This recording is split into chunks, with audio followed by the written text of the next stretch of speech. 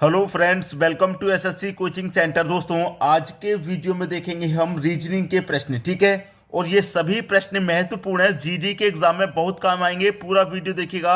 चलिए स्टार्ट करते हैं। पहला प्रश्न है, यदि 17 प्लस 17 बराबर 2895, 18 प्लस 18 बराबर 3245 तथा 19 प्लस 19 बराबर 3615 हो तो 23 प्लस 23 बराबर क्या होगा। अगर यहां पर आपने यहां पर प्रश्न का मतलब नहीं समझा तो प्रश्न को ये छोड़ना ही पड़ेगा। अगर आपने इस तरीके के प्रश्नों को सॉल्व करके नहीं देखा है तो ये प्रश्न आपको छोड़ना ही पड़ेगा, ठीक है। इसलिए कोई सा भी प्रश्न हो उसे सॉल्व करके जरूर देखें। अब यहां पर आपको दे रखा है कि 17 प्लस 17 बराबर 2895। अब क्या आप 17 प्लस 17 करेंगे तो इतनी बड़ी संख्या आ जाएगी भाई। 17 और 17 तो 34 होता है। ये तो बहुत बड़ी संख्या हो गई कि नहीं हो गई? बहुत बड़ी संख्या हो गई। लेकिन अगर आप थोड़ा सा ध्यान देंगे, थोड़ा सा ध्यान संख्या की तरफ थोड़ा सा देखेंगे और इस संख्या की तरफ थोड़ा सा देखेंगे तो आपको समझ में आ जाएगा क्या हो रहा है। अगर यहां पर 17 प्लस 17 की जगह पे आप 17 गुना 17 कर दें, यहां पर जो प्लस का साइन है उसकी जगह अगर आप गुना कर दें तो 17 गुना 17 करेंगे तो 17 गुना 17 क्या होता है? 289 होता है भाई। 17 गुने 17 289 होता है और 289 यहां पर दिया गया है। ये 5 कहां से आया? ये 5 आपने अपनी मर्जी से लगा दिया। पहले तो दोनों का गुना किया, 5 अपनी मर्जी से लगा दिया, ठीक है। अब यहां पर क्या है? 18 और 18, तो यहां पर भी हम वही करें भाई। जो प्लस का साइन है, प्लस तो करना नहीं है, गुना करना है। उसी तरीके से यहां पर भी हमें गुना करना है। तो 18 18 का गुना कितना होता है भाई? 324, ठीक है। 324। यहां 5 अपनी मर्जी से लगाया तो यहां भी 5 हम अपनी मर्जी से लगा देंगे। तो 32 45, 32 45 ये दे रखा है। क्लियर है? सभी की समझ में आ रहा है? अब क्या होगा, यहां पर आ जाइए भाई। 19 और 19, तो 19 19 का गुना कर दो। 19 19 का गुना होता है 361। और यहां पर भी 5 लगाया, यहां पर भी 5 लगाया, तो यहां पर भी 5 लगा दो तो 36 15 हो गया। 36 15 ही दे रखा है। अब यहां पर 23 का दे रखा है तो 23 का भी कर लेंगे हम, ठीक है। 23 का कर लेंगे। 23 का 23 गुने 23 कितना होता भाई? 23 गुने 23 होता है 529। अब सब जगह 5 अपनी मर्जी से लगा रहे हैं तो यहां क्यों ना लगाएंगे? यहां भी तो लगाएंगे। 5 हमने यहां भी लगा दिया तो 5295 आपके प्रश्न का सही आंसर हो जाएगा। 5295 दे रखा है डी ऑप्शन में। यह आपके प्रश्न का बिल्कुल सही जवाब है। आपको यहां प्लस दिया गया है तो जरूरी नहीं है प्लस ही करना है। आप सोचिए क्या कर रहा है, आज क्या किया जा रहा है। ये आपकी मेहनत काम आएगी, जो प्रैक्टिस आपने की हुई है, तभी पहचान पाएंगे आप क्या हो रहा है, ठीक है। अब देखेंगे अगला प्रश्न। अगला प्रश्न है दोस्तों, प्रश्न में दो ट्रायंगल दिए गए हैं, दोनों में ही संख्या है, लेकिन यहां पर बीच में क्वेश्चन मार्क दिया गया है। तो सबसे पहले ये देखिए कि यहां बीच में कौन संख्या? 65। ये 65 कैसे आया होगा? अगर ये 65 आपने निकाल लिया तो इस क्वेश्चन मार्क वाली संख्या को भी आप निकाल लेंगे। तो इस 65 को आप कैसे बनाएंगे? 8 7 9 से। ये जो तीन संख्या है इनसे ही ये 65 बनेगा। बनेगा कि नहीं बनेगा? 8 7 9 से ही 65 बनेगा। मैं अगर सबको जोड़ूं तो 9 और 7 16, 16 में 8 जोड़ूंगा 24, 24 का 65 से कोई रिश्ता नहीं है, क्योंकि मल्टीप्लाई में भी नहीं आता, स्क्वायर में भी नहीं आता, गुना में भी नहीं आता, आता नहीं है 65 24 के में, तो आएगा नहीं। कुछ और ही करना है, सबको जोड़ना नहीं है। जोड़ना नहीं है तो मैं क्या करूं, ये नीचे नीचे वाली जो संख्या है इसका कुछ अलग कर लूं। जैसे 8 और 7 है मेरे पास, अगर मैं इन दोनों का गुना कर लूं तो 8 7 कितना होता है? 56 होता है। दोनों का अगर मैं गुना कर लूं तो 56 होता है, ठीक है। दोनों का गुना कर लिया। ऊपर वाली जो संख्या है 9, इसको मैं इसमें जोड़ लूं तो 56 में 9 जोड़ूंगा कितना हो जाएगा भाई? 65 हो जाएगा। मुझे समझ में आ गया, 65 आ रहा है। वही जहां यहां पर लगा दूं मैं। 8 3 का कितना हो जाएगा? दोनों का गुना कर दो, 8 3 का 24 हो जाएगा, ठीक है। 24 हो गया। अब हमने यहां पर क्या किया था? ऊपर वाली संख्या को जोड़ा था, तो यहां पर भी मैं ऊपर वाली संख्या को जोड़ दूंगा 10 को, तो 24 में 10 जोड़ दूंगा कितना हो जाएगा? 34 हो जाएगा। तो क्वेश्चन मार्क की जगह पे क्या आना चाहिए? 34 आना चाहिए। लेकिन 34 ऑप्शन में है या नहीं ये देखना है। 34 आपको दे रखा है सी ऑप्शन में। ये आपके प्रश्न का बिल्कुल सही जवाब हो जाएगा। उम्मीद करूंगा कि सभी को प्रश्न आसानी से समझ में आ गया। अब देखेंगे हम अगला प्रश्न। अगला प्रश्न है, दिए गए विकल्पों में से भिन्न विकल्प चुनिए। आपके पास 4 विकल्प हैं, लेकिन इन चारों में से कोई एक विकल्प ऐसा होगा जो बहुत ही ज्यादा भिन्न होगा, ठीक है। शेर, चीता, घोड़ा, जिराफ। भाई आपके पास क्या है, शेर, चीता, घोड़ा और जिराफ, चार जानवर हैं। इन चारों जानवरों में से कौन सा जानवर सबसे अलग दिखाई दे रहा? भाई ये भी चार पैर वाला, ये भी चार पैर वाला, ये भी चार पैर वाला, ये भी चार पैर वाला जानवर हो गया। ये आपके चार पैर वाले जानवर हो गए।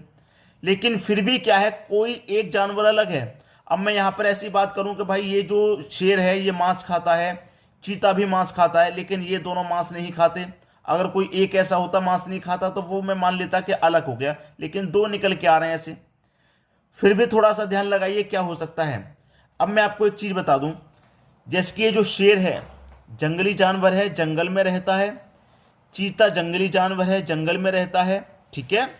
इसको कोई पालता नहीं है शेर को। लेकिन घोड़ा और जिराफ में अगर मैं देखूं तो घोड़ा एक पालतू जानवर है।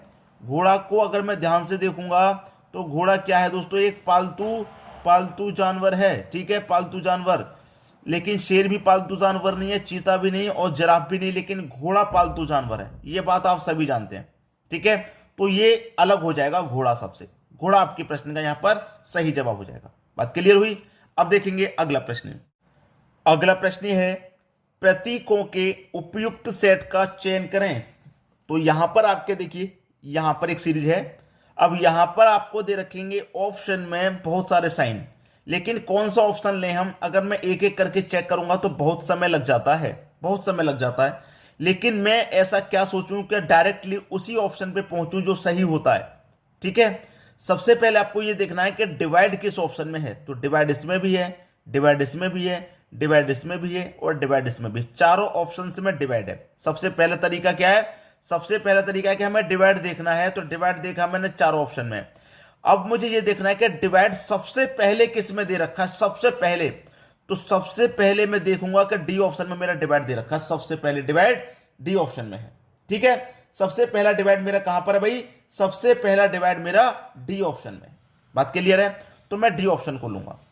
64 डिवाइडेड बाई 4, फिर कौन है? गुना। तो यहां पर क्या जाएगा? 4 के बाद गुना 5, फिर क्या जाएगा यहां पे? प्लस आ जाएगा, ठीक है, प्लस 8। कितना आना चाहिए भाई? 88 आना चाहिए। अब देखिए आ रहा है कि नहीं आ रहा?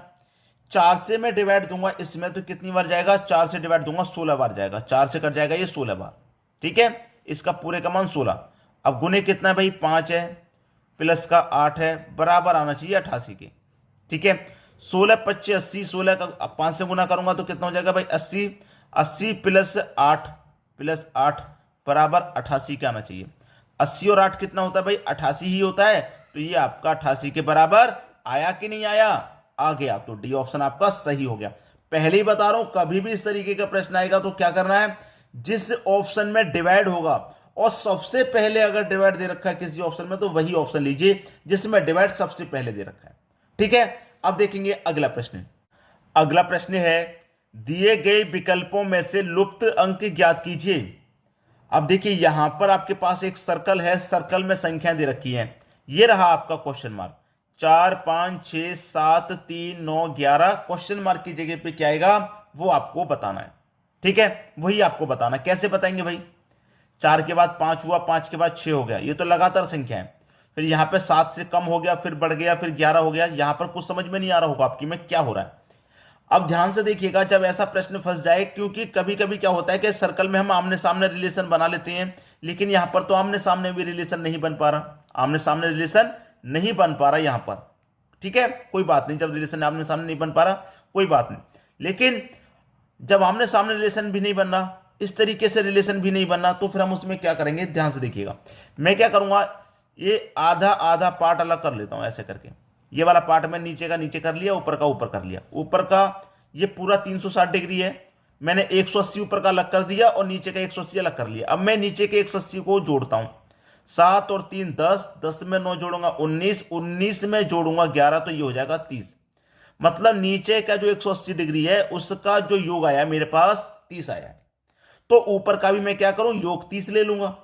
तो 6 और 5 11, 11 में 4 जोड़ूंगा 15। अब 30 बनाने के लिए कितना जोड़ूं भाई? 15 और जोड़ू, क्योंकि यहां तक 15 आ गया। 15 और जोड़ूंगा तभी तो 30 हो जाएगा। तो क्वेश्चन मार्क की जगह क्या आएगा आपका आंसर? 15 आ जाएगा। 15 दे रखा है डी ऑप्शन में। दिमाग लगाने वाला प्रश्न है दोस्तों, ऐसा नहीं है ये। बहुत सारे बच्चे इस प्रश्न में कंफ्यूज रहते हैं, नहीं कर पाते। इतनी आसानी से मैंने बता दिया कि आप इसे कल तक भी लेके बैठते तो भी नहीं समझ पाते इसमें क्या हो रहा है। क्लियर है बात? अब देखेंगे अगला प्रश्न। अगला प्रश्न है, आपके पास संख्याएं लिखी हुई हैं यहां पर 3 2 1 7, बीच में 31, 3 4 1 6, बीच में क्वेश्चन मार्क, मतलब बीच वाली संख्या ही आपको पता करनी है क्या है बीच वाली संख्या। जैसे बीच में यहां पर 31 है, यहां बीच में क्या आएगा वो बताना है। तो बीच में 31 कैसे आया होगा? इन बाहर वाली संख्याओं से आया होगा जरूर। तो मैं बाहर वाली संख्याओं को एक बार जोड़ के देख लूं। 7 और 3 10, 10 और 2 12, 12 में एक जोड़ा मैंने 13। लेकिन यहां कितना दे रखा है? 31। तो 13 को जस्ट मैं पलट दूंगा तो 31 हो जाएगा। 13 को मैं पलट के लिख दूंगा 31। वैसे ही 6 और 3 9, 4 13 और 1 14, 14 हो गया। वैसे ही मैं 14 को पलट के लिखूंगा, जैसे 13 को पलट के लिखा 31 आ गया, उसी तरीके से 14 को पलट के लिखूंगा 41 आ जाएगा। तो क्वेश्चन मार्क की जगह क्या आ जाएगा? 41 आ जाएगा। यही आपके प्रश्न का सही जवाब है। वीडियो को शेयर करना मत भूलना दोस्तों, पहले बता रहा हूं। बहुत सारे बच्चे ऐसे ही प्रश्नों की तलाश में बैठे होते हैं, कहीं से सीखने को मिल जाए और आपके द्वारा उन तक वीडियो पहुंच जाएगा, तो आपके द्वारा पहुंच जाएगा उन तक वीडियो, तो आप कितनी खुशी होगी। ठीक है, तो वीडियो को शेयर कर दिया करो, अपने पास तक मत रोकिए। आपको अच्छा लगा, आपने देखा, फिर उसे शेयर कर दो ताकि और भी बच्चे देख पाए। ठीक है दोस्तों, धन्यवाद।